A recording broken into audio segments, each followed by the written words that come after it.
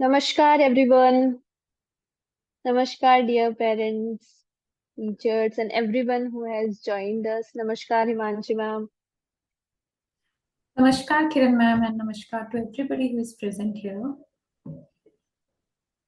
We How are hope you all? We would like to know as always. exactly. I hope you are Namaskar, enjoying Mansi your ma'am. Sunday.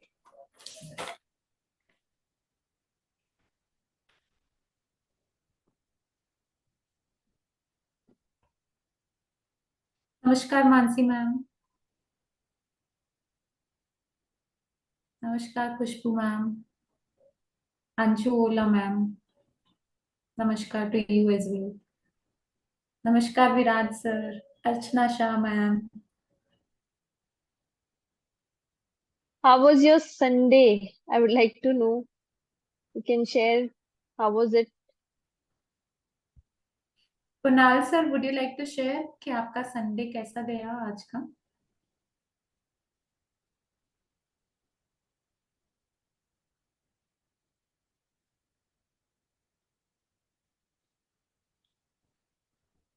Mansi ma'am has given a thumbs up. I think her Sunday spent well.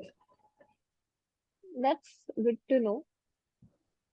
I would like to randomly choose a few people and they will tell us कि उनका Sunday कैसा था. So, looking at the names, Sita ma'am, I would like to know कि आपका Sunday कैसा था.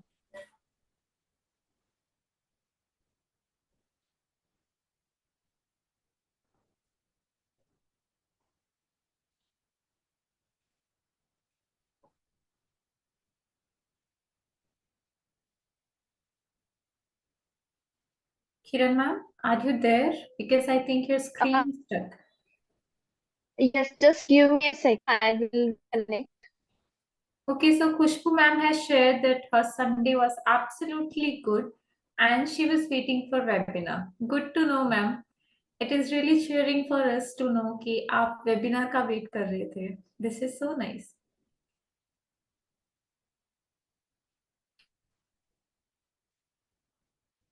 Okay, so may I know from Krishna Parik ma'am कि आपका Sunday कैसा था? Okay, she has already given the answer. Okay, ma'am, we all are waiting for the webinar. Thank you so much. Loaded with household chores, Archana Shaman, I can totally relate to it. हम सबके पास ऐसे task रहते हैं जो working people जो है अपने छुट्टी के दिन उसको ट्रांसफर कर देते हैं लाइक फॉर एग्जांपल कि I get an of on Sunday so I do all my work on Sunday.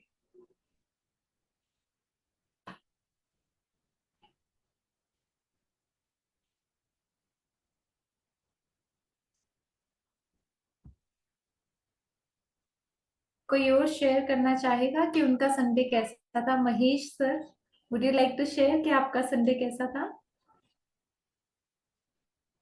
I can see you, even you can give me a thumbs up अगर आपका संडे अच्छा था. वाह, Mahesh sir ने भी reply कर दिया है कि this Sunday was really nice. Priya ma'am ने भी अपना हैंड रेज करके बताया है that her Sunday spent well. May I know it from technical team that do we have Kiran ma'am logged in with us or she got logged out? Actually, due to some technical glitch, she has been logged out. She will be joining us soon. Okay, so Kiran ma'am is having some technical glitch. By then, we will start today's webinar. Okay, she is here. Welcome back, Kiran ma'am.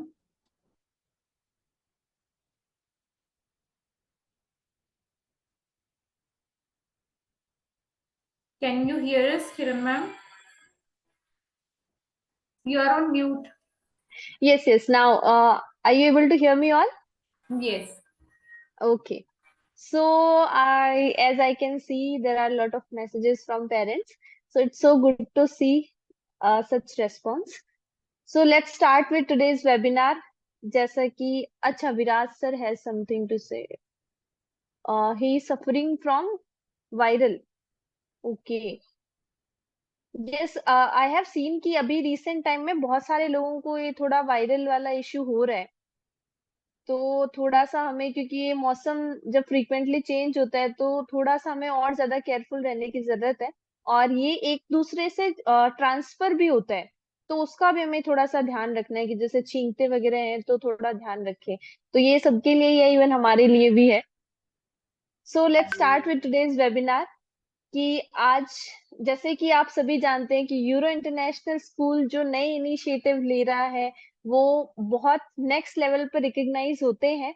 और I am happy, मैं आपके साथ में एक बहुत अच्छी news share करना चाह रही हूँ कि रिसेंटली इस 30th को हमारे स्कूल को नेशनल लेवल पे अवार्ड दिया गया है, जो कि इनोवेशन के लिए है, north India best school award. और ये हम सबके लिए एक बहुत ही प्राउड की बात है कि यूरो इंटरनेशनल स्कूल को नेशनल लेवल पे रिकॉग्निशन मिला है। तो congratulations to all of you as well, क्योंकि आप भी यूरो इंटरनेशनल स्कूल का एक पार्ट हो। और हमारा जो यूरो इंटरनेशनल स्कूल है, पेरेंटिंग वेबिनार्स है, जितने भी क्रिएटिव इनिशिएटिव्स हैं, उन सब के पीछे जो हाथ होता है वो हमारे डायरेक्टर सर हैं, मिस्टर शिवराम, जो कि फाउंडर और चेयरपर्सन है यूरो इंटरनेशनल स्कूल के। और साथ ही कोट विद्या के भी फाउंडर हैं। और ये जो भी पॉसिबल हो रहा है वो उनका जो फ्यूचरिस्टिक विजन है उसकी वजह से ही है। तो ये एक बहुत बड़ी प्राउड की बात है हम सबके लिए। And as we all know कि हमारे जो वेबिनार्स है उनका रिचुअल है, और हम कभी भी अपने रिचुअल्स को नहीं भूलते हैं।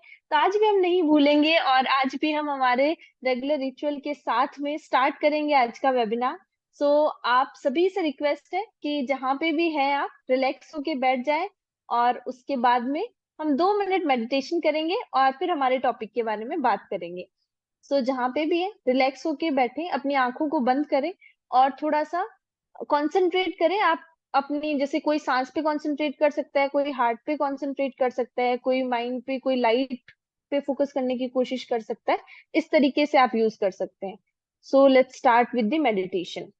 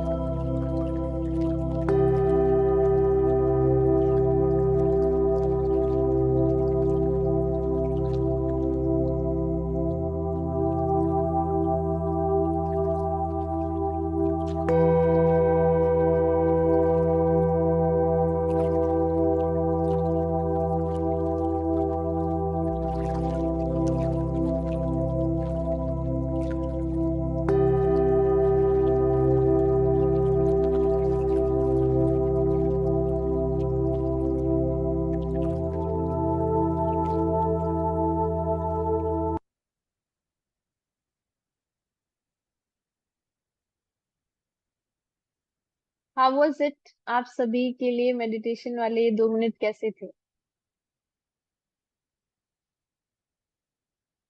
अब या तो अगर अच्छा था तो थम्स अप आप सेंड कर सकते हैं चैट बॉक्स में, और अगर नहीं था तो थम्स डाउन भी सेंड कर सकते हैं, it's totally fine.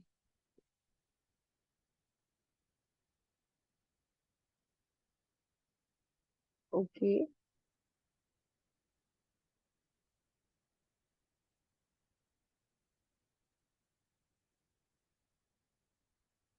Okay, nice. ये बहुत अच्छा लगता है जब आप सभी हमारे साथ में पार्टिसिपेट करते हैं और रिस्पॉन्ड करते हैं। तो अभी मैं आप सबसे एक रिक्वेस्ट करूंगी कि बीच बीच में हम कुछ कुछ क्वेश्चंस पूछते रहते हैं, तो आप एकदम एक्टिव रहना और फ्रीक्वेंटली जल्दी जल्दी आप सबके आंसर आने चाहिए। सारे पेरेंट्स जितने भी हमारे साथ में कनेक्टेड है, सबके चैट बॉक्स में आंसर आने चाहिए। तो चलिए, अब जब आंसर की क्वेश्चन की बात कर रहे हैं, तो मैं आज का जो टॉपिक है वो स्टार्ट ही क्वेश्चन से करूंगी। यहाँ पे आपको स्लाइड में दिख रहा है कि don't miss the science of depression. आप में से कितने लोग हैं जिन्होंने डिप्रेशन वर्ड का नाम सुना है? सबसे पहले आप मुझे इस क्वेश्चन का आंसर दें। कितने लोग ऐसे हैं जो डिप्रेशन वर्ड से फेमिलियर है? या तो आप हमें रिएक्शन में थम्स अप दे सकते हैं अगर आपने डिप्रेशन वर्ड को सुना है, अगर नहीं सुना है तो आप हमें थम्स डाउन दे सकते हैं।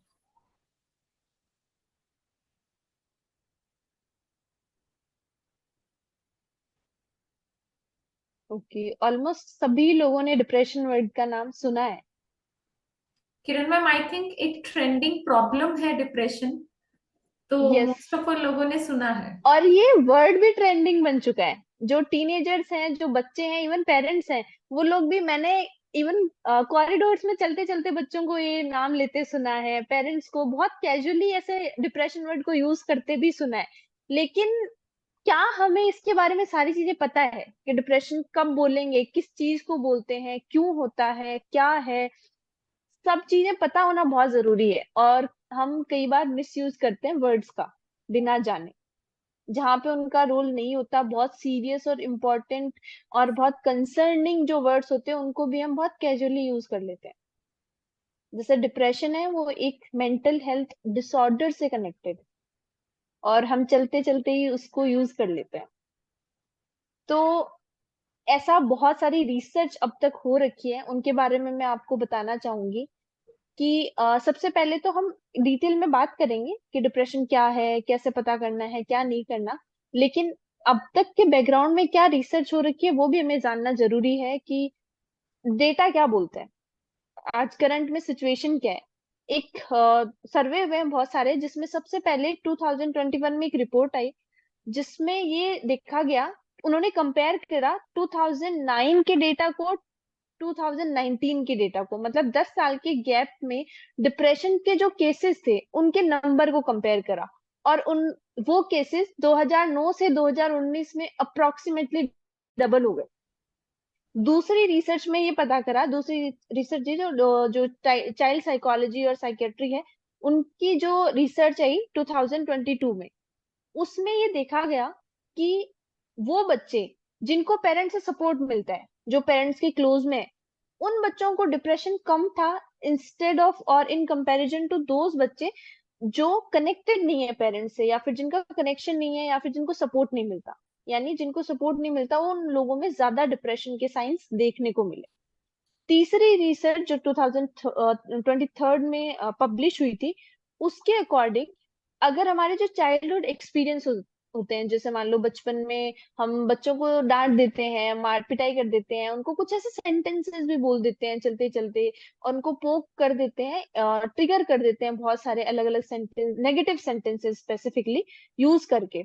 तो ये देखा गया कि जो बच्चे जिनको डिप्रेशन अडोलसेंट में जाके हुआ, उनका रीजन कहीं ना कहीं उनके बचपन के एक्सपीरियंसेस थे, कि बचपन उनका कैसा गया है, उस वजह से उनके डिप्रेशन क्या है। फॉर एग्जाम्पल, अगर कोई बच्चा है जिसका बचपन ट्रॉमेटाइजिंग है, तो अगर वो टीनेज है और वो बड़ा होता है, उसको क्लास में कोई भी क्वेश्चन भी पूछ लेगा, इतने में वो फियर है वापस ट्रिगर हो जाएंगे, जो बचपन वाले फियर वापस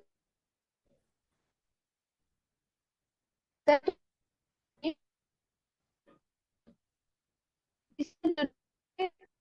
किरण ma'am, your voice is breaking in between.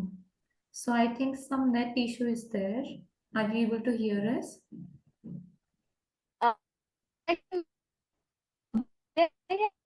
Break Okay, Okay, so Kiran ma'am के I think some technical issue is there because of net properly work नहीं कर रहे हैं, तो हम कंटिन्यू करते हैं हमारी फोर्थ रिसर्च को, जो कि 2023 की ही है, काफी लेटेस्ट रिसर्च है। और उसमें ये बताया गया कि स्कूल बेस्ड प्रोग्राम्स होते हैं वो डिप्रेशन के सिम्टम्स को काफी कम कर देते हैं अगर स्कूल और पेरेंट दोनों कोलैबोरेटिवली वर्क करते हैं। दैट मीन्स दोनों एक दूसरे से मिलके वर्क करते हैं। So again this specify the initiatives that our director sir has already taken.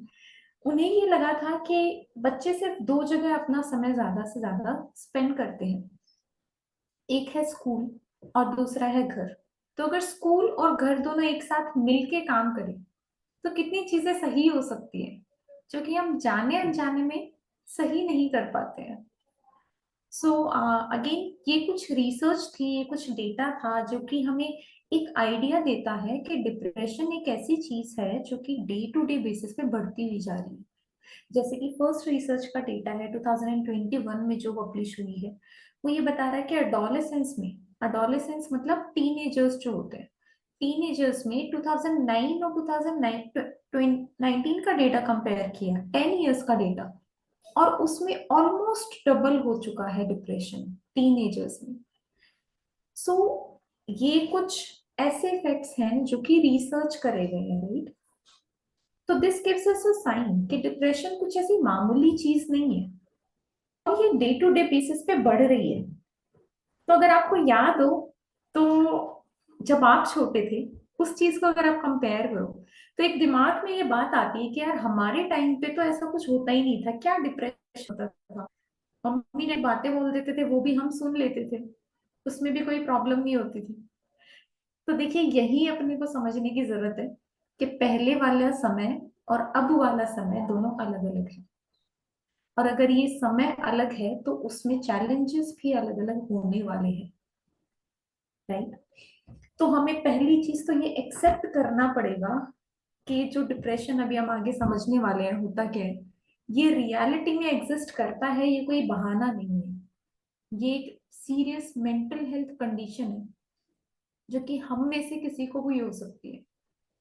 Even छोटों के ही नहीं, बच्चों की ही नहीं, ये बड़ों को भी हो सकती है, राइट।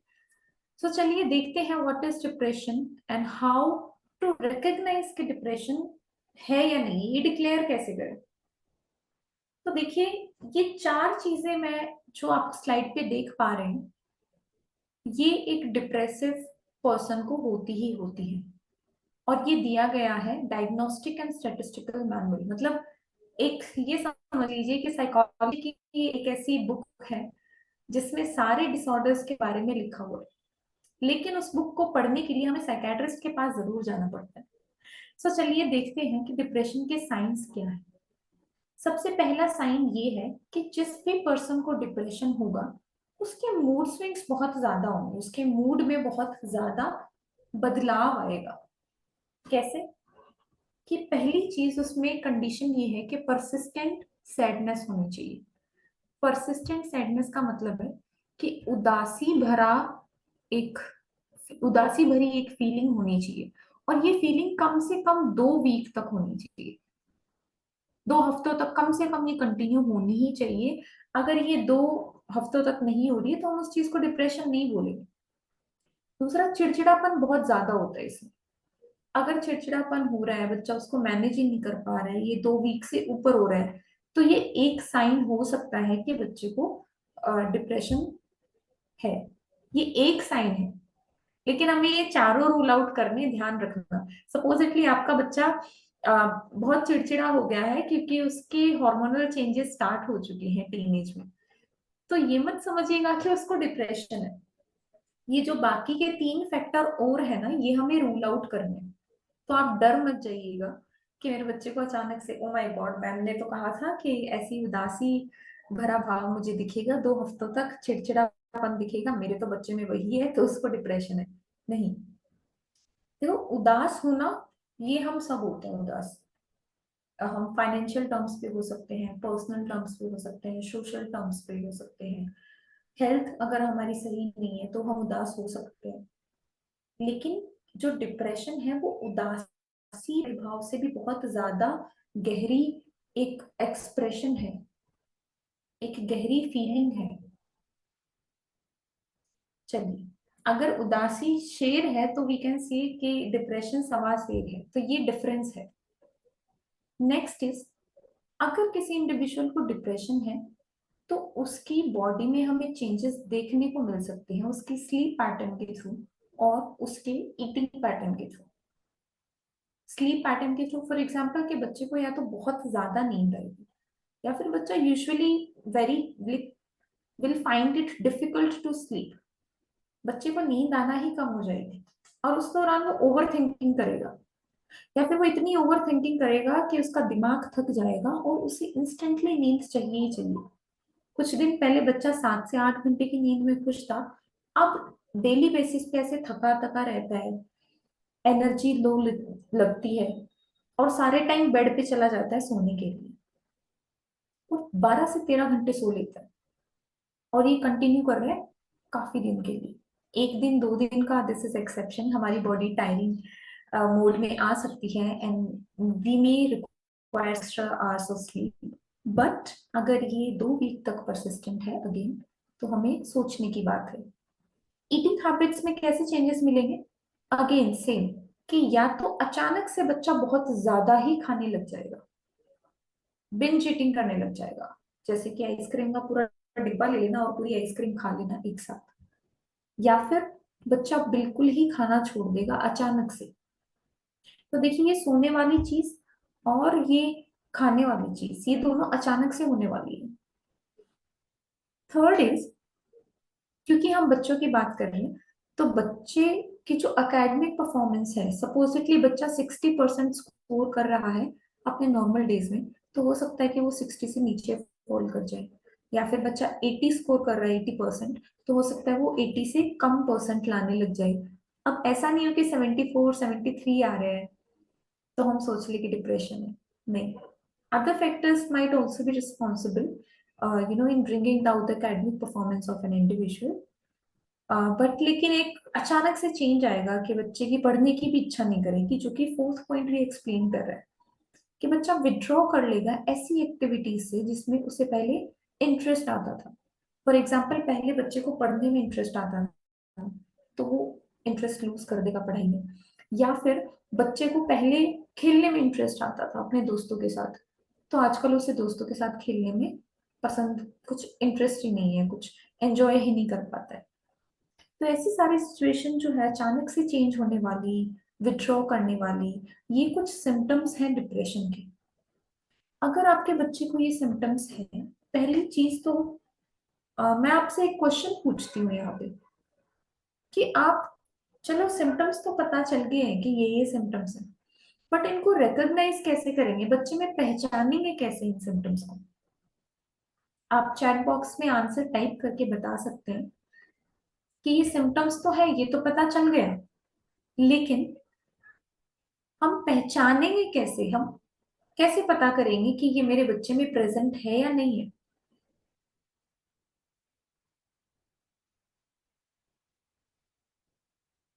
आप हमें बता सकते हैं चैट बॉक्स के थ्रू टाइप करके।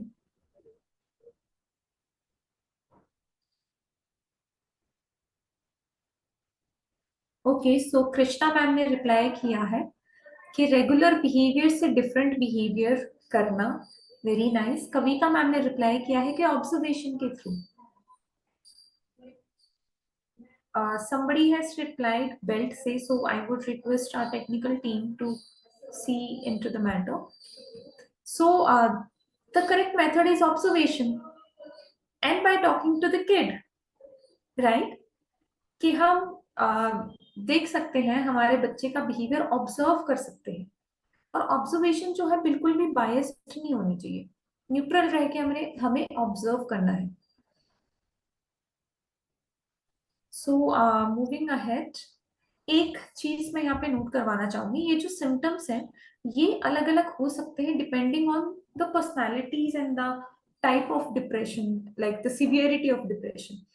फॉर एग्जाम्पल, कि बहुत ज्यादा सीवियर डिप्रेशन है ना, तो उसमें थॉट पैटर्न्स इतने सीरियस हो सकते हैं कि बच्चे को सुसाइडल थॉट्स आए। लेकिन अगर बच्चे के डिप्रेशन इतना सीरियस नहीं है तो जरूरी नहीं है कि उसको सुसाइडल थॉट्स आए। तो अगर आप ये 4-5 चीजें ऑब्जर्व कर पा रहे हैं अपने बच्चे में, और ये एक दिन का ऑब्जर्वेशन नहीं होगा, ठीक है, कम से कम हमें 2 वीक का देखना है कि 2 वीक से ऐसे बदलाव मेरे बच्चे में आ रहे, तो हम सोचेंगे कि चलो ठीक है, हमें साइकोलॉजिस्ट से कंसल्ट करना ही है। तो हम अब कुछ फैक्टर्स देख लेते हैं कि जो डिप्रेशन के लिए रिस्पॉन्सिबल होते हैं। पहला है जेनेटिक फैक्टर्स। ये जेनेटिक फैक्टर्स इसलिए बोला गया है क्योंकि हमें हमारा जो जेनेटिक ब्लूप्रिंट होता है बॉडी का, जो जीन्स होते हैं वो हमें पेरेंट्स से मिलते हैं। और हमारे जो पेरेंट्स हैं वो अपने ऑब्वियसली अगर उनके हॉर्मोन्स डिस्टर्ब हैं for example, so it might be possible कि बॉडी स्ट्रक्चर हमारा ऐसा बने कि हमारे हॉर्मोन्स भी अनबैलेंस्ड रहें। ऑल्दो वो डेली बेसिस पे चेंज होते हैं, लेकिन बहुत ज्यादा सीवियर डिस्टर्बेंस होना हॉर्मोन्स में is responsible, one of the reason for depression. Second is environmental stressor. Definitely school हुआ या फिर बच्चों के साथ में ऐसा, सपोजिटली एक ग्रुप है, बहुत अच्छे तरीके से एक दूसरे के साथ रहते हैं, उस ग्रुप में बच्चे बहुत अच्छे तरीके से खेलते हैं, लेकिन कोई ऐसा इंसिडेंट हो गया है जिसकी वजह से अब वो ग्रुप ही टूट चुका है और बच्चे को बहुत लोनलीनेस वाली फीलिंग रहती है, उसकी वजह से बच्चा बहुत उदास रहने लग गया है। पहले वो जिस तरीके से खेलता था अब किसी के साथ खेलना पसंद ही नहीं करता है। इसकी वजह से उसकी एकेडमिक परफॉर्मेंस भी डाउन चली गई है और बच्चे ने खाना खाना छोड़ दिया है, सारे टाइम पे टेंशन लेता है, नींद भी बहुत कम आती है। तो ऐसी अगर कुछ सिचुएशन है तो हमें ध्यान देना। Next is major life challenges. देखिए, चाहे बच्चे की लाइफ हो या फिर बड़ों की लाइफ हो, हमारी लाइफ में कुछ मेजर चेंजेस आ सकते हैं जो कि हमें अच्छे ना लगे, जैसे कि डाइवोर्स ऑफ पेरेंट्स या फिर किसी लव्ड वन की डेथ हो जाना। This is life, it might be possible. अगर ऐसी सिचुएशन बाद बच्चे में जो साइंस है वो देखने को मिल रहे हैं तो definitely it can be one of the cause of depression. Then last is social media influence. And social media influence जो है वो तो बहुत ज्यादा है। सोशल मीडिया पे हमें नई नई पोस्ट दिखती हैं, चाहे वो सेलिब्रिटीज की हो, हमारे रिलेटिव्स की हो, उसमें कोई भी उदासी भरी पोस्ट तो करते ही नहीं है। सब ये दिखाते हैं कि आज हम इस रेस्टोरेंट में गए हैं, हमने आज ये कपड़े खरीदे हैं, हम यहाँ घूमने गए हैं। एंड टीनेजर्स को पता नहीं होता कि ये सिर्फ एक फेस है, एक पार्ट है हमारी लाइफ का। इसमें नेगेटिव इमोशंस भी एग्जिस्ट करते हैं जो कि कोई पोस्ट में नहीं करता है। और फिर उन्हें लगता है कि मेरी ही जिंदगी में ऐसा खराब क्यों है, दूसरे तो कितने, they start comparing their life from others. And again, this can be one of the leading cause of depression. Because mobile phone ने क्या किया है, हमारा अटेंशन स्पेन कम कर दिया है, हमारी इनसिक्योरिटीज को बढ़ा दिया है, एनवी फीलिंग को बढ़ा दिया है, कंपैरिजन को बढ़ा दिया है। तो आगे काफी सारी ऐसी चीजें हैं जो सोशल मीडिया के यूज की वजह से होती हैं और डिप्रेशन में से एक ऐसा है। यहाँ पे I would like to add 2 points.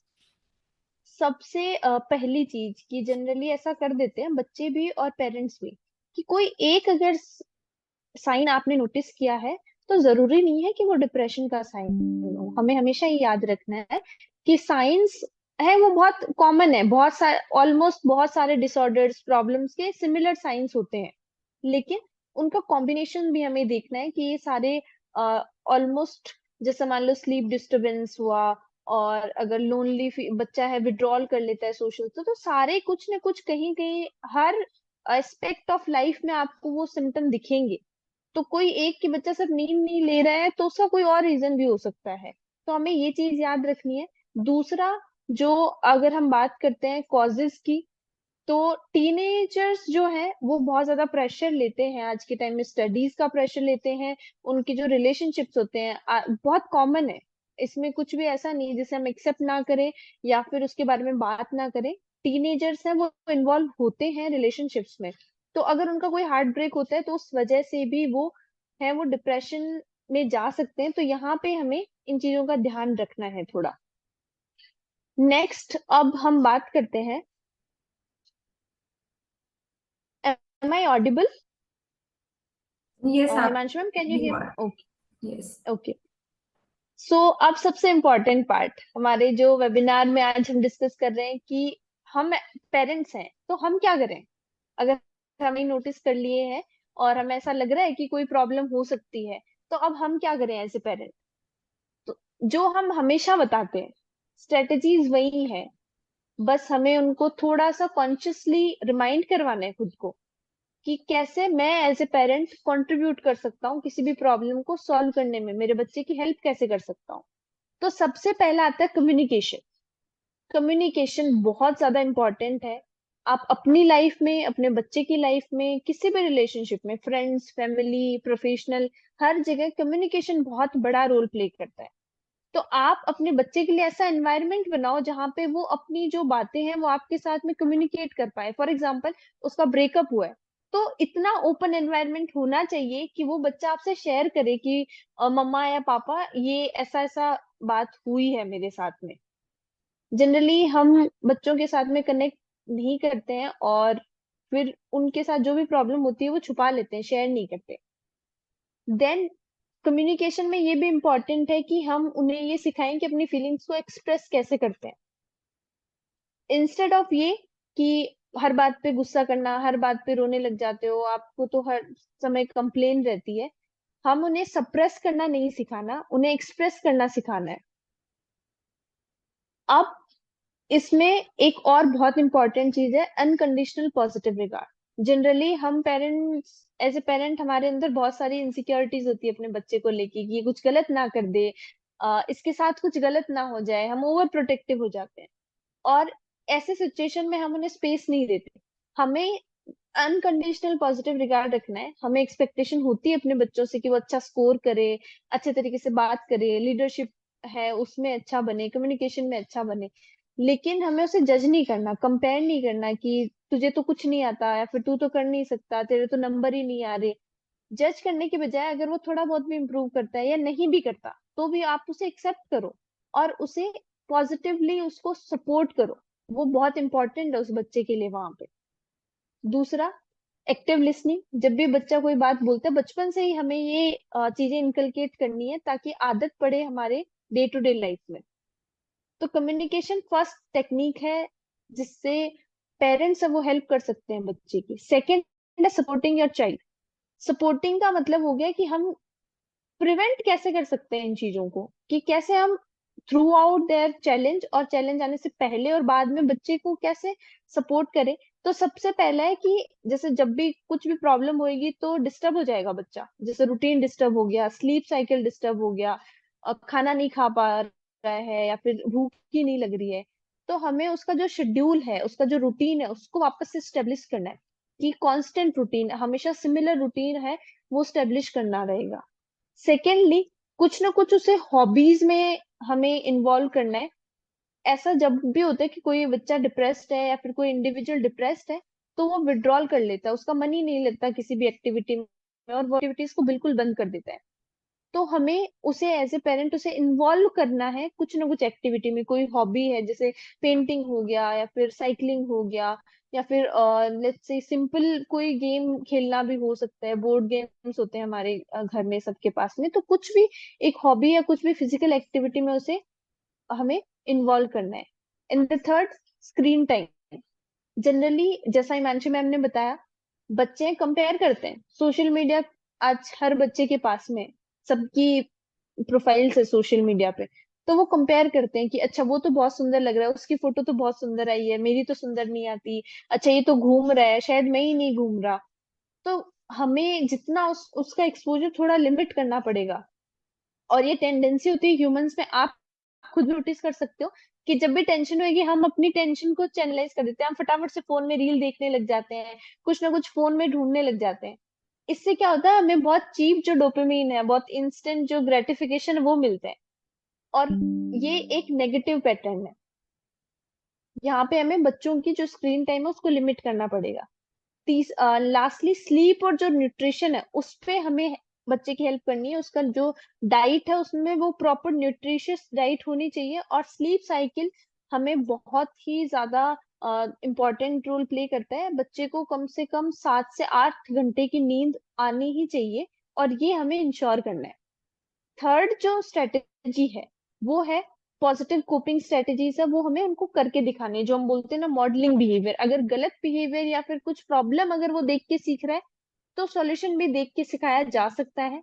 हमें हेल्दी तरीके, इंस्टेड ऑफ सेइंग, जनरली हम क्या करते हैं, बच्चों से एक्सपेक्टेशंस रखते हैं और उन्हें ये बोल देते हैं कि बेटा आप एक्सरसाइज करो, आप टाइम पे सो, फोन मत यूज करो, या फिर आप टाइम से खाना खाओ। लेकिन अगर हम खुद वो काम नहीं करेंगे, बोलने के बजाय हमें उन्हें करके दिखाना है, आपको मॉडल करना है, आपको उनके लिए एक आइडियल की तरह काम करना है कि आप खुद पहले वो काम करें।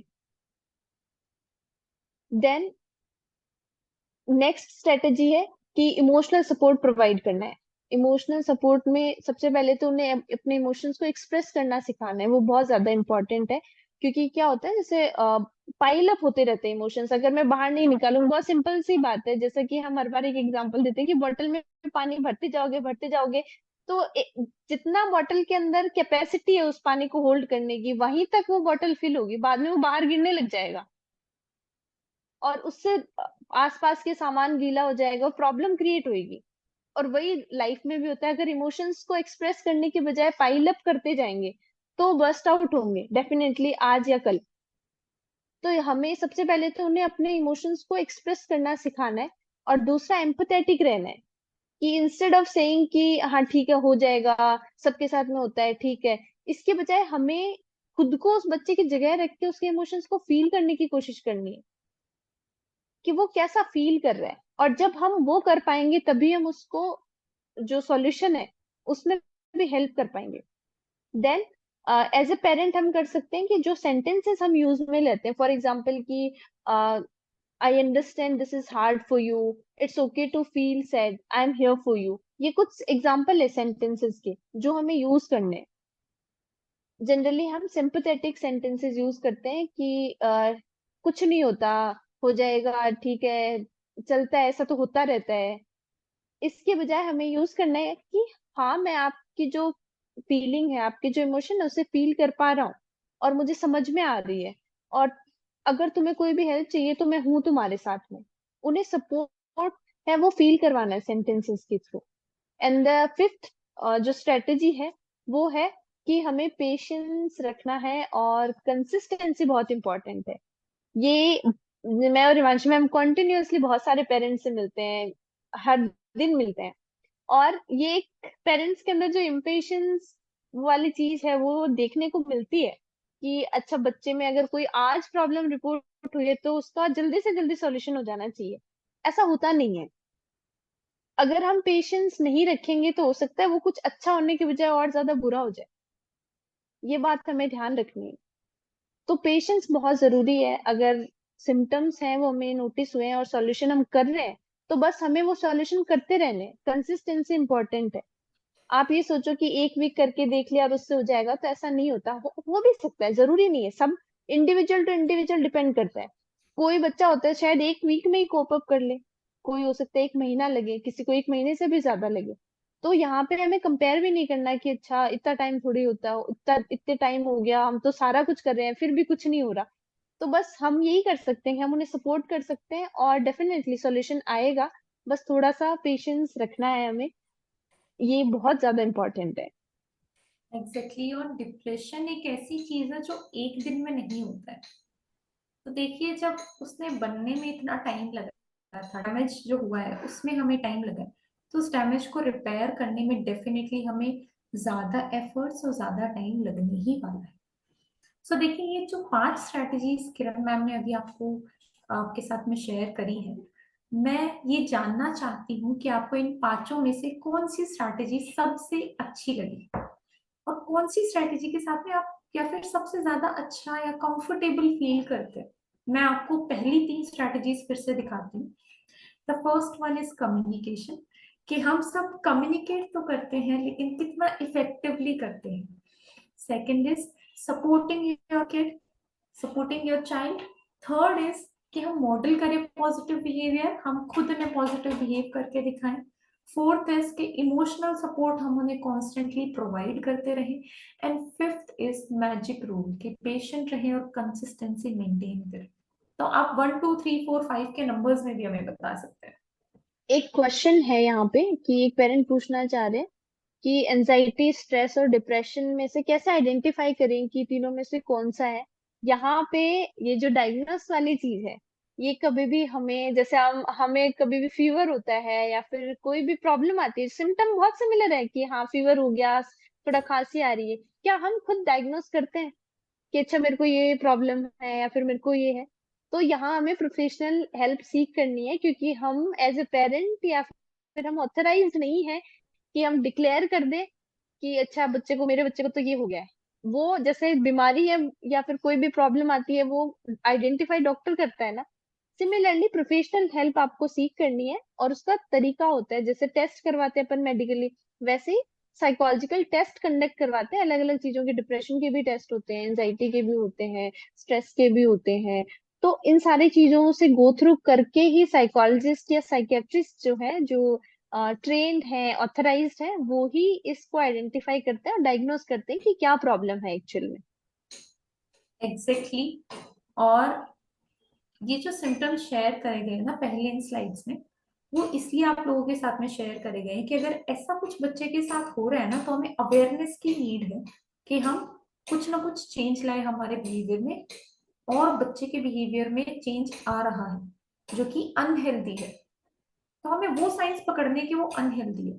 बाकी बेसिकली अगर आपको थोड़ा सा अंदाजा लगाना, मैं डायग्नोसिस की नहीं बोल रही हूँ, हम कुछ डिक्लेयर नहीं करेंगे कि बच्चा डिप्रेशन में, अगर अंदाजा लगाना है तो हमें, मैं फिर से दिखाती हूँ आपको वो सिम्टम्स कि जैसे 2 वीक तक परसिस्टेंटली उसका मूड चेंज रहेगा, सैडनेस दिखेगी, इरिटेशन फील होगी, अचानक से खाने में चेंज आ जाएगा, सोने में चेंज आ जाएगा, विड्रॉ करने लग जाएगा, जिन जगहों पर उसे पहले जाना पसंद था उन जगह पे वो जाएगा नहीं, ठीक है, विड्रॉ कर लेगा, वो एक्टिविटीज नहीं करेगा।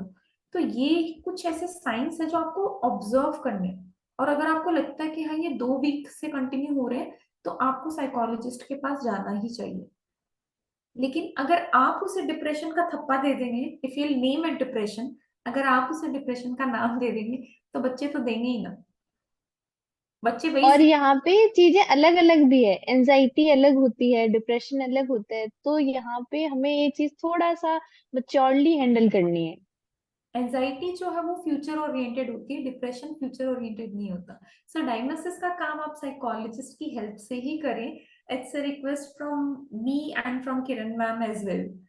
सो देखिए, काफी पेरेंट्स ने शेयर किया है कि उन्हें जो एक्टिविटीज हैं उनमें से कौन टेक्निक्स हैं उनमें से कौन कौन सी टेक्निक अच्छी लगी हैं, and I am very much thankful to those parents. अब हम आपके साथ में कुछ वर्कशीट शेयर करते हैं जो कि अगेन आपको हेल्प करने वाली है, या तो चीजों को ट्रैक करने में या फिर थॉट प्रोसेस समझने में। सो सबसे पहली जो वर्कशीट है वो थॉट प्रोसेस की है। इन वर्कशीट का आप स्क्रीनशॉट भी ले सकते हैं, और else we are going to share this PPT in the group that we have made, parenting group, right? तो उसमें भी ये शेयर करी जाएगी और आप वहां से भी इसको एक्सेस कर सकते हैं।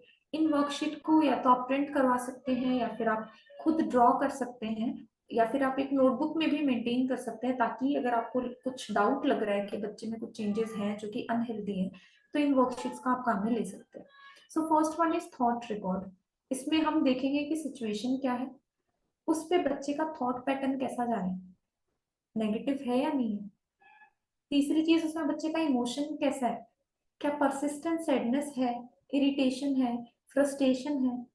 लेकिन उससे पहले आपको एज ए पेरेंट समझना होगा कि हमारे डिफरेंट डिफरेंट इमोशंस कौन कौन से हैं।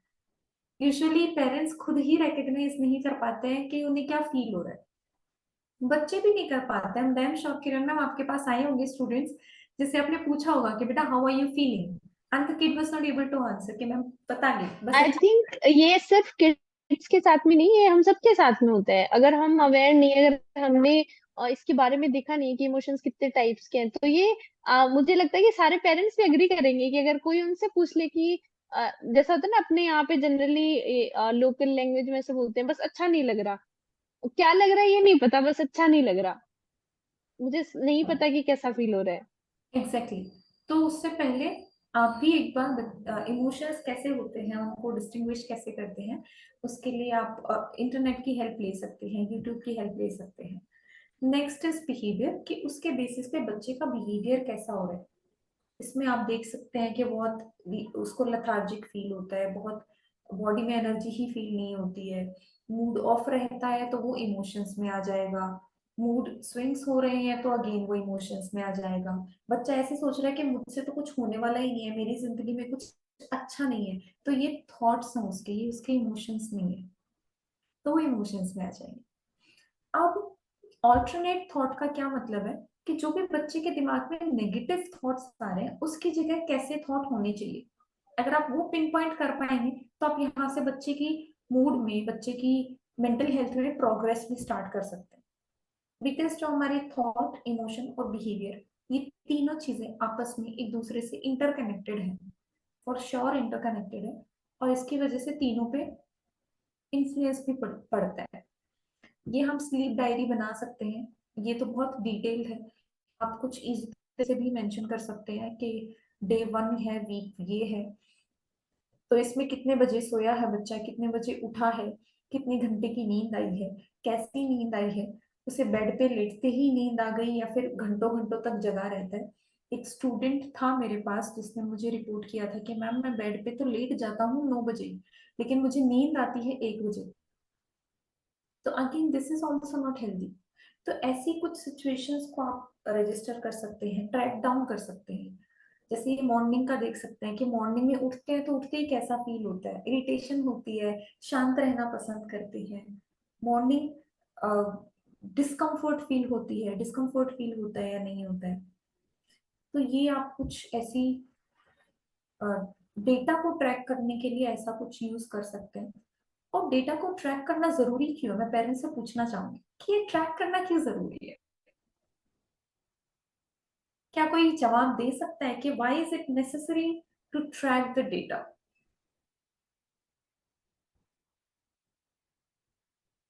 अगर like if you do not know the answer you can simply type no, आप नो टाइप करके बता सकते हैं। अब हम सब एक्सपर्ट नहीं है कि सबको सारे आंसर आते हो, तो अगर नहीं आता तो उसमें कोई प्रॉब्लम नहीं है, आप नो टाइप करके बता सकते हैं। But I request all the parents to type something. Kapish sir ने कहा है to see the changes, degree of depression देखने के लिए, वेरी नाइस, और to find out the scale. देखिए अगर यूजुअली क्या होता है, अगर हम कोई डेटा ट्रैक नहीं करते हैं ना, तो हमें डेटा की रियल पिक्चर नहीं पता चलती है। और इसका बहुत अच्छा एग्जाम्पल हमारे साथ प्रेजेंट है किरण मैम का। किरण मैम ने इन्हें लग रहा था कि वो डेली एक्सरसाइज कर रही है, डेली वॉक कर रही है, इन्हें लग रहा था ऐसा, and then she started recording it. इसे लग रहा था कि ये डेली किरण मैम वॉक पे जाते हैं इवनिंग में, तो उन्हें लग रहा था कि हाँ मेरा तो डेली हो रहा है, मैं तो डेली वॉक कर रही हूँ। But once she started tracking it she got to know कि ये वीक में मुश्किल से 4 या 5 ही दिन वॉक पे जा पा रही थी, और ये इन्हें तब और उसमें भी ये पॉइंट था कि हम अब डिटेल जब हम रिकॉर्ड रखते हैं तो हमें क्या पता रहता है कि कितने टाइम किया। अब कई बार हम देखते नहीं है कि कब स्टार्ट करी वॉक करना और कब खत्म हुई, तो फिर हमें लगता है अच्छा वॉक तो हो गई, 1 घंटा तो हो ही गया होगा, हो सकता है वो शायद 20 मिनट ही हो। क्योंकि ऐसे कुछ टास्क होते हैं ना किरण मैम, जैसे मेडिटेशन हो गया, वॉक हो गया, ये कुछ ऐसे एफर्ट्स लगने वाले टास्क है, थोड़ा हमें बोर फील कराते हैं, ज्यादा एफर्ट्स लगते हैं इनमें। तो यूजुअली हमारा माइंड क्या करता है, अरे बहुत सारा टाइम हो गया, 2 मिनट 20 मिनट के बराबर लगती है। So it is very exactly. Important to track the data. And Kiran ma'am ने पॉजिटिवली उसको फिर ट्रैक किया। तो देखिए कैसे उन्होंने ट्रैक किया, ये भी मैं एक बहुत शॉर्ट डिस्क्रिप्शन में शेयर करूंगी। उन्होंने स्मार्ट प्ले किया, उन्होंने फोन तो हम सबके हाथ में रहता है राइट, सो जैसे कि फोन में उन्होंने वेलबींग ऐप डाउनलोड किया, और उसमें उन्होंने अपना starting time, ending time, steps कितने काउंट हो रहे हैं, वीक का पूरा चार्ट जो था वो ट्रैक किया, तो उन्हें पता चला कि वो कितना वॉक कर रही है एक दिन में, क्या एवरेज निकल रहा है। वरना पहले ये सोच रही थी कि मैं डेली वॉक कर रही हूँ, चेंजेस क्यों नहीं आ रहे। एंड बहुत आसान है, क्योंकि जब हम सॉल्यूशन ढूंढने निकलते हैं तो बहुत इजी है। जैसे आजकल हर फोन फोन में, चाहे वो एंड्रॉइड हो चाहे वो एप्पल का हो, हर फोन में इनबिल्ट आता है ये वेलनेस वाला है। और वो रिकॉर्ड करता है, बस आपको बस उसमें आईडी बना के और उसको कंटिन्यू करना, वो अपने आप बैकग्राउंड में रिकॉर्ड करता रहेगा आपके सारी चीजें, कि आपने कितनी देर फोन चलाया, आपने कितनी देर वॉक करी, आपने कितनी देर क्या करा, उसमें वो सारा डेटा बैकग्राउंड में रिकॉर्ड करता है। तो फिर आप उसको इवेलुएट कर पाओगे। Right, absolutely. सो ये कुछ मूड की वर्कशीट्स हैं। ऐसी कुछ वर्कशीट आप प्रिपेयर कर सकते हैं, ऑल्दो ये पर्टिकुलरली एक डिप्रेसिव डिसऑर्डर की हम यहाँ पे लेके आए हैं, ताकि आपको समझ में आए कि हमें कैसे ट्रैक करना है। आप डेज लिख सकते हैं ऊपर, और उसमें एक स्केल बना सकते हैं। आप देख पा रहे होंगे 1 से लेके 10 तक काउंटिंग लिखी है। 1 मतलब वेरी डिप्रेस्ड, या फिर न्यूट्रल, 5 और 6 का मतलब न्यूट्रल है, 8 और 7 का एलिवेटेड है। तो ऐसा कुछ आप ट्रैक कर सकते हैं, और डेली बेसिस पे आपको पता लग सकता है कि बच्चे का मूड कैसा है, किस तरीके से चेंज हो रहे हैं। एक आप ग्रेटिट्यूड जर्नल जरूर रखें। यूजुअली क्या होता है डिप्रेशन में, हमारी थॉट प्रोसेस तो सारी नेगेटिव हो चुकी है ना, हम एकदम नेगेटिव सोचते रहते हैं और वो साइकिल चलती रहती है। तो ये साइकिल ब्रेक नहीं हुई तो पॉजिटिव हमने सोचा नहीं है। और ग्रेटिट्यूड जर्नल का क्या मतलब है कि हमारी जिंदगी में ऐसी बहुत सारी बड़ी चीजें भी होती है और हमारी बहुत सारी छोटी चीजें भी होती हैं, जो कि बहुत अच्छी होती हैं, भगवान की दी हुई हैं, और हमारी लाइफ में कहीं ना कुछ पॉजिटिव रोल प्ले कर रही होती है। तो उनको रिकॉग्नाइज करना, ताकि एक पॉजिटिव एस्पेक्ट अपने मन के अंदर लेके आना। सो ये कुछ ऐसा, to thank the other person, being mindful about the things, or having a conversation that is very much particularly focused towards being grateful, feeling grateful। या फिर जैसे कि किरण मैम ने मेरी किसी रिगार्डिंग हेल्प करी हो, तो मैं उन्हें एक लेटर लिख के दे सकती हूँ कि मैम ऐसा ऐसा हुआ, तो इस वजह से मुझे बहुत अच्छा फील हुआ, and thank you so much for being there for me. आपका वहां पे मौजूद होना मेरे लिए बहुत मुझे इमोशनल सपोर्ट के बराबर था। So you can in use general such. भी बहुत इम्पोर्टेंट होता है ये ग्रेटिट्यूड, और जो थैंकफुल फीलिंग है वो शो करना, वो दूसरे इंसान को मोटिवेट भी करता है। एक बहुत अच्छा एग्जांपल है, रिसेंटली हमने एक वर्कशॉप ली थी, जो कि हम लेते रहते हैं स्कूल के अंदर। टीचर्स की वर्कशॉप होगी, स्टूडेंट की वर्कशॉप होगी। तो रिसेंटली हमने प्री स्कूल वाले जो टीचर्स उनकी वर्कशॉप ली थी। और उसके नेक्स्ट डे हमारे पास में एक मैसेज आया मानसी मैम का। उसमें उन्होंने पूरा लिख के भेजा कि मतलब उनका जो भी एक्सपीरियंस था, और उन्होंने कैसा फील किया, कैसे ये हेल्पफुल था उन लोगों के लिए। And we really felt very good. उससे हमें ऐसा लगा कि हम जो काम कर रहे हैं वो बहुत कहीं ना कहीं कंट्रीब्यूट कर रहा है और रिकॉग्नाइज कर रहे हैं। वो हमें और मोटिवेट करता है कि ठीक है, हम और अच्छा करेंगे और कुछ नया कर सकते हैं। इस तरीके की चीजें अगले इंसान के लिए भी इम्पोर्टेंट है और आपके लिए भी बहुत इम्पोर्टेंट है। So thank you Mansi ma'am. Yes, thank you so much, Mansi ma'am, and the whole team that was so patient there. सो यहाँ पे जो एक क्वेश्चन जो अभी पहले कृष्णा जो मैम उन्होंने पूछा था, उसी का आंसर है यहाँ पे कि when to seek professional help. तो एक तो वही आ गया कि आपने नोटिस कर लिए हैं साइन, और आपको पता है कि कुछ ना कुछ प्रॉब्लम है, आप रिकॉग्नाइज कर पा रहे हो। आपको डायग्नोस करने की जरूरत नहीं है कि क्या प्रॉब्लम है, बस जब भी अब नॉर्मल चीज होगी वो हमें आइडेंटिफाई हो जाती है। आप बस उसको नोटिस करो, वर्कशीट है वो मेंटेन कर लो कि अच्छा आपने जैसे ही फर्स्ट टाइम उसको नोटिस किया, आप अगले कुछ टाइम तक ये वर्कशीट्स जो है वो यूज में ले सकते हो कि अच्छा मैं इसका प्रॉपर रिकॉर्ड रखता हूँ। और वो रिकॉर्ड आपको हेल्प करेगा जब आप प्रोफेशनल के पास जाओगे, उन्हें भी आइडेंटिफाई करने में हेल्प करता है।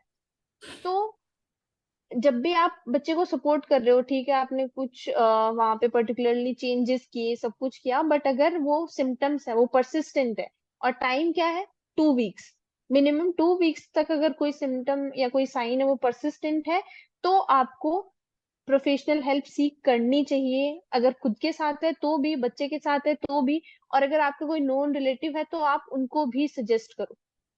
देन सेकेंड, ये पहले भी बात हुई थी कि डिप्रेशन अगर बहुत लॉन्ग टर्म तक रहता है और अगर बहुत सीवियर होता है इस तरीके की प्रॉब्लम्स, तो that can lead to suicidal thoughts.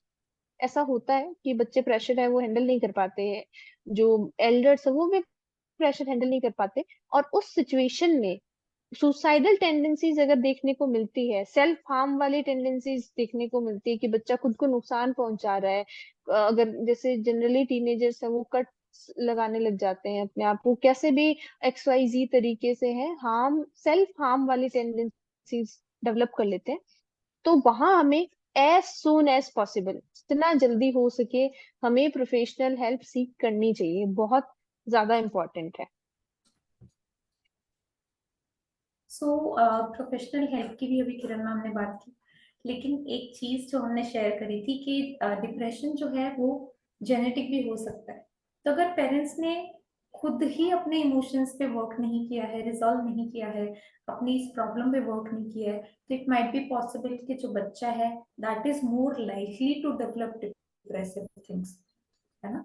तो चाहे डिप्रेशन हो या ना हो, you as a parent must take care of yourself. So first is manage your own stress. अगर आपको अपनी प्रोफेशनल लाइफ में या फिर पर्सनल लाइफ में, सोशल लाइफ में अगर स्ट्रेस है तो उसको इग्नोर ना कीजिए, उसको आप या तो प्रोफेशनल से कंसल्ट कीजिए, या फिर आपको लगता है कि आप कुछ टाइम देके कुछ एफर्ट्स डाल के उसे सही कर सकते हैं, उस सिचुएशन में सही तरीके से रिस्पॉन्ड कर सकते हैं, so please do that. Second is setting a positive example. अगर ऐसा कुछ है कि सी व्हाट हैपेंस के बच्चे ऑब्जर्व करते हैं और फिर चीजें सीखते हैं, तो अगर आपने अपनी ही लाइफ में कुछ पॉजिटिव चीजें ऐसी हैं जो अडॉप्ट कर रखी है, फॉर एग्जांपल एक्सरसाइज करना, या फिर फ्रूट्स खाना डेली बेसिस पे, बुक्स पढ़ना, या फिर वॉक के लिए जाना, सो ये पॉजिटिव एग्जांपल्स, आप खुद की बॉडी को आपको तो बेनिफिट मिल ही रहा है, साथ में आपकी पूरी फैमिली को बेनिफिट मिलेगा, बच्चों को बेनिफिट मिलेगा। So you can do such thing as well. You can build support networks that it can include your family, your friends, community, जो कि एक पॉजिटिव सर्कल में हो, जहाँ पे एक दूसरे के साथ टाइम स्पेंड करके अच्छा लगे। अगेन देखिए, अगर डिप्रेसिव सिचुएशन है तो वहां पे इंसान को लोनलीनेस वाली फीलिंग भी रहती है, तो वो खुद को अकेला महसूस करता है। और अगर हमारे पास इंडियन कल्चर तो है ही इतना ब्यूटीफुल कि हमारे जॉइंट फैमिलीज भी होती हैं, पड़ोसी भी एक फैमिली की तरह होते हैं कि अगर कोई भी प्रॉब्लम आई है, so they are going to help us. So you can also even community support groups are also there, you can join those as well. And last is coping strategies for parents, के parents आप भी जो coping strategies हैं वो adopt कर सकते हैं, जो कि हेल्दी हो नेचर में। अगर हम उदास हैं और हम अल्कोहल कंज्यूम कर रहे हैं, again that is unhealthy coping strategies. हम उदास हैं इसलिए सिगरेट पी रहे हैं, हम उदास हैं इसलिए अल्कोहल कंज्यूम कर रहे हैं, ताकि हम उससे कोप कर सके, सिचुएशन से हम बाहर आ सके, लेकिन ये तो अनहेल्दी प्रैक्टिस है। इसका ऑल्टरनेटिव क्या हो सकता है? Simple meditation, going for therapy, spiritual. Also I would like to say कि ये जो सॉल्यूशंस है ना, ये जो इंस्टेंट हमें रिलीफ देते हैं, ये बहुत टेम्पररी है। जैसे ही उस सॉल्यूशन का असर खत्म होगा, we will back to reality, और वो जो प्रॉब्लम है वो तो हमने सॉल्व करी नहीं, प्रॉब्लम पे तो हमने अभी तक काम ही नहीं किया है। तो वहां पे हमें ये थोड़ा माइंडफुल होके ध्यान रखना है कि टेम्पररी सॉल्यूशन पे जाने की बजाय थोड़ा सा लॉन्ग टर्म सॉल्यूशंस पे हम जाएं और प्रॉब्लम को क्योर करने की कोशिश करें। Very nice. So I hope ये स्ट्रैटेजीज जो है आपको कहीं ना कहीं हेल्प करें, and we are open for question and answer round, so you may ask us question, हम हमसे क्वेश्चन कर सकते हैं। यहाँ पे एक क्वेश्चन ये था कि बच्चे हैं, कई बार ऐसा भी हो सकता है कि हमें हमेशा ये चीज नहीं देखनी, अब नॉर्मल जो हम वर्ड यूज करते हैं वो अब नॉर्मल, एक नॉर्मल जो बैकग्राउंड, एक नॉर्मल स्टेटस है उससे ऊपर भी हो सकता है, नीचे भी हो सकता है। अगर एक्सेसिव स्लीप है वो भी अब नॉर्मल है, सिर्फ ये नहीं हो सकता है कि लैक ऑफ स्लीप है वही होगा, एक्सेसिव स्लीप है वो भी अब नॉर्मलिटी को रिप्रेजेंट कर सकती है। तो हमें दोनों तरीके के साइंस है उनको नोटिस करना है। एक और चीज मैं इसमें ऐड करना चाहूंगी कि जो स्लीप की रिक्वायरमेंट होती है हमारी बॉडी की, वो सबकी अलग अलग होती है। दूसरी चीज, जो फीमेल होती है they require more hours of sleep as compare to male. Male के कंपैरिजन में उनको ज्यादा स्लीप की रिक्वायरमेंट होती है। तो अगर आपको ऐसा लगता है ना कि नींद 8 घंटे की पूरी हो गई है, उसके बाद भी थका हुआ फील हो रहा है, थकावट है ना, और आलस आता है काम करने में, तो एक बार आप डॉक्टर को कंसल्ट कीजिए, because then this is not normal. There is either some deficiency in our body, या फिर कुछ हार्मोनल इम्बैलेंस हो रहा है, तो you must go and see the doctor. ये भी हो सकता है कि जो आप कैलोरीज कंज्यूम कर रहे हैं वो इतनी वो कम है जितनी आप मेंटल एक्टिविटी कर रहे हो या फिर फिजिकल एक्टिविटी कर रहे हो। This can also be the reason, so please consult the doctor.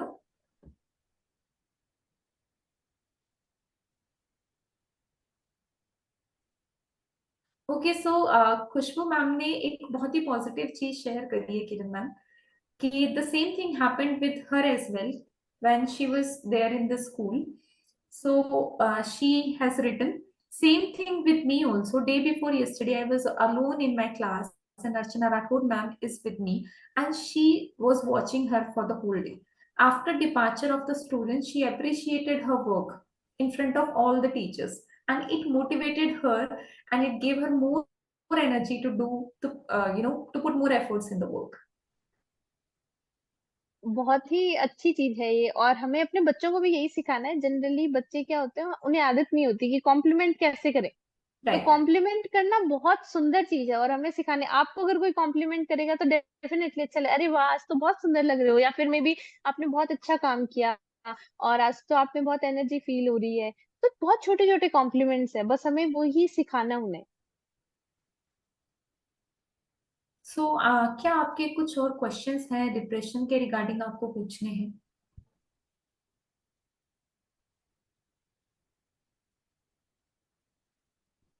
Is there any parent who want to ask anything regarding depression?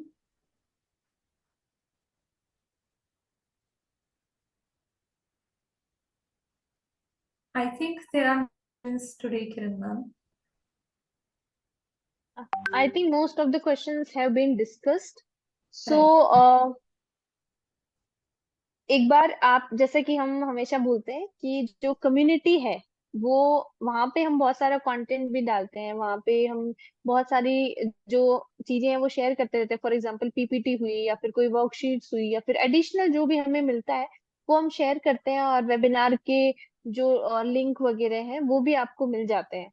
तो I would request our technical team to share the link of community, Even और जो आप उस community के link पे जाके join कर सकते हैं। हाँ एग्जैक्टली, इवन जो कम्युनिटी है उस पे बहुत सारी चीज ऐसी जो हम daily like every Sunday webinar में शेयर नहीं कर पाते, ऐसी कुछ टिप्स और कुछ ट्रिक्स जो कि पेरेंट्स के लिए हेल्पफुल हो, कुछ अवेयरनेस का मैटर हुआ, तो ये चीजें भी हम उसमें शेयर करते हैं। और इसी के साथ में हम अनाउंस करने वाले हैं कि जो आने वाला वेबिनार है आने वाले संडे को फ्रॉम 4 to 5 PM, इसमें हम डिस्कस करने वाले हैं और सीखने वाले हैं कि जो बच्चों के बीच में और पेरेंट्स के बीच में जनरेशनल गैप होता है, ऑब्वियसली काफी सालों का गैप होता है, लेकिन ये सिर्फ ईयर्स का गैप नहीं होता, ये मेंटालिटी का भी गैप होता है, ये इमोशनल एस्पेक्ट्स में भी गैप होता है। So how to cover up that gap, and can anybody tell me? Communication gap भी है, बहुत सारी चीजें हैं। तो उन कम्युनिकेशन गैप सबको भी है, कैसे कवर कर सकते हैं हम? और उस गैप को कवर करना क्यों जरूरी है? एक लास्ट क्वेश्चन हमारी तरफ से, कि उस गैप को कवर करना क्यों जरूरी है? इट्स ओके इफ आपको वो आंसर नहीं है, तो आप, अगर आप ये आंसर जानना चाहते हो, अगर आप इंटरेस्टेड हो, तो भी हमें एक थम्स अप और मे बी अच्छा, यस लिख के भेज सकते हैं, ताकि यस। हम नेक्स्ट वेबिनार में इस टॉपिक को डिस्कस करेंगे और इसके ऊपर हम इन डेप्थ बात करेंगे। और तब तक, हाँ, एक चीज आप ये कर सकते हो कि आप अपने जो क्वेश्चंस है वो पहले से ही प्रिपेयर करके रखो राइट। नेक्स्ट वेबिनार के लिए, कि आपको जनरेशनल गैप के अराउंड क्या चीजें हैं जो आपने फेस करी है और आप क्या जानना चाहते हैं। Okay, so I can see parents are interested in the upcoming webinar. So I hope आप लोगों ने जो चैट बॉक्स में लिंक है कम्युनिटी का, उसे क्लिक करके कम्युनिटी ज्वाइन की है। अगर आपने already join नहीं कर रखी है तो. And we will see you in the upcoming webinar that is going to be on the generational gap that exists between a parent and a child. Until then, please take care of yourself. Kiran ma'am and I, we both are thankful to you, and even entire Euro International School is thankful to you. Thank you for your presence, and Yes, thank you thank for you so much. And we will see you soon on the next Sunday, same time, same link. You can share it with all the people you would like to share.